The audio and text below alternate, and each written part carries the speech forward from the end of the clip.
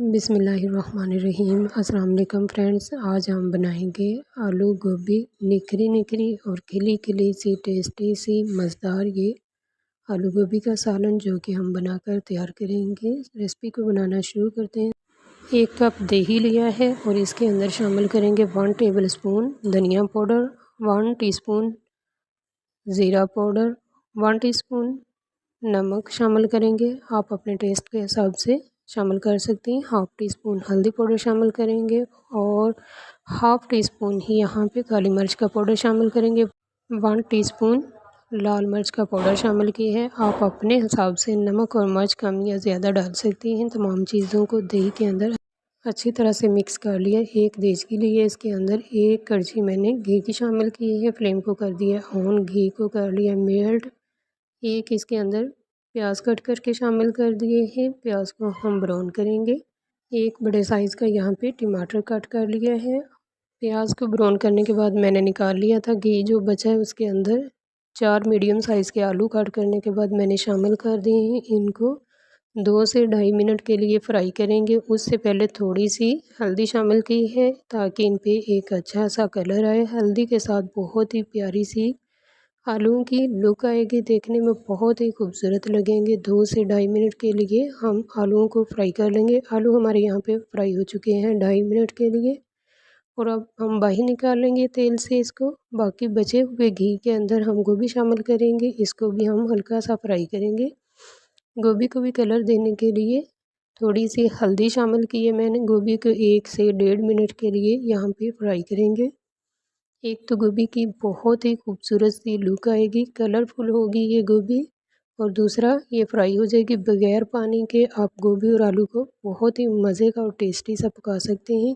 थोड़ा सा घी और देचकी में शामिल कर दिए है। 1 चम्मच मैंने लिया है ज़ीरा, 1 बड़ी इलायची, 1 दालचीनी, 1 तेज़पात और 3 यहाँ पे लौंग लिए हैं। खड़े मसाले घी के अंदर फ्राई करेंगे। एक अच्छी सी खुशबू आएगी इसके साथ मसालों के।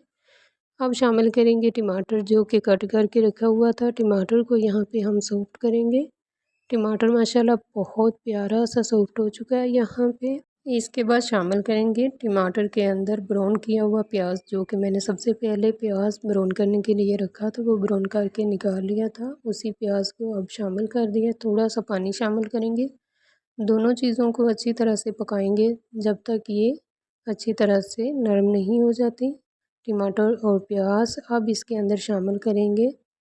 जो कि दही के अंदर मसाले मिक्स करके रखे हुए थे वो शामिल कर देंगे और दही के साथ मसालों को अच्छी तरह से पकाएंगे। अच्छी तरह से भुनाई करेंगे दही की और प्याज की। यहाँ पे उससे पहले 1 चम्मच यहाँ पे अदरक का पेस्ट शामिल करेंगे। अदरक के साथ बहुत ही मज़े का टेस्टी सा हमारा ये सालन बन के तैयार होगा। मसाले की बनाई यहाँ पे अच्छी तरह से कर लेंगे। मसाला यहाँ पे अच्छी तरह से भुन चुका है।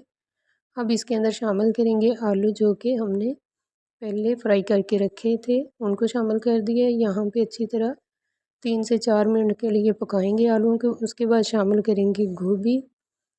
इस तरह जब हम सालन बनाएंगे तो बहुत ही मज़े का और टेस्टी सा हमारा ये सालन बनके तैयार होगा। 4 से 5 यहाँ पे हरी मिर्चें डंडी समेत मैंने शामिल कर दी हैं। कवर करके पकाएंगे 5 से 6 मिनट के लिए ताकि आलू अंदर तक अच्छी तरह से पक जाएं।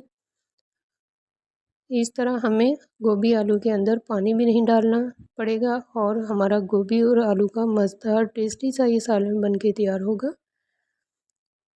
5 मिनट के लिए मैंने कवर करके रख दिया था ताकि आलू अच्छी तरह से पक जाएं। आलू हमारे यहाँ पे अच्छी तरह से पक चुके हैं। आपको निकाल के चेक करवाती हूँ। माशाल्लाह आलू अच्छी तरह से पक चुके हैं। धनिया और हरी मिर्च शामिल की है। मिक्स करेंगे अच्छी तरह गरम मसाला डालने के बाद और डिश आउट कर लेंगे।